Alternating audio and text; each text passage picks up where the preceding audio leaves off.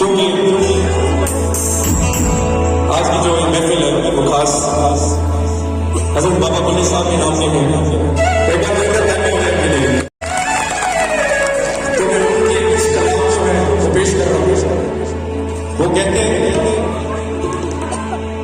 चल बोलिया चल ओथे चलिए जिथे सारे हुए, क्योंकि ये जो आज तकसीम हो गया, कोई खान बन गया, कोई शेख बन गया, कोई ऊपर हो गया, कोई नीचे हो गया, हम ये भूल गए कि ऊपर वाले ने हम सबको एक जैसा पैदा किया है, इंसान पैदा किया सबसे पहले।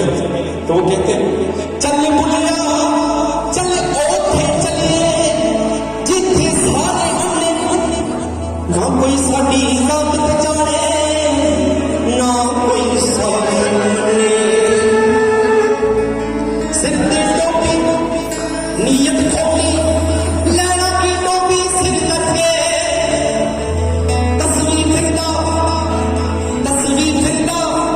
दिल ना फिरिया लैना की तस्वीर फिर के। तो सारा दारोमदार जो होता है दिल का होता है, नीयतों का होता है। आप कितने भी सजदे या गंगा नहा लें, जब तक आप दिल में वो बात नहीं बनेगी, दिल साफ नहीं है तो काम नहीं होने वाला। फिर कहते हैं तादे मस्जिद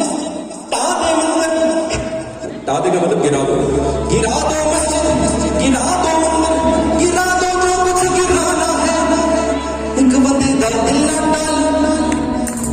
सारी जिंदगी इसी बात पे आप सुनो, कहते हैं एक बंदे का दिल ना डाल, किसी का दिल ना तोड़ा। दिल का मुकाम जो है वो मंदिर और मस्जिद से ऊपर रखा है, तो दिल किसी का नहीं है।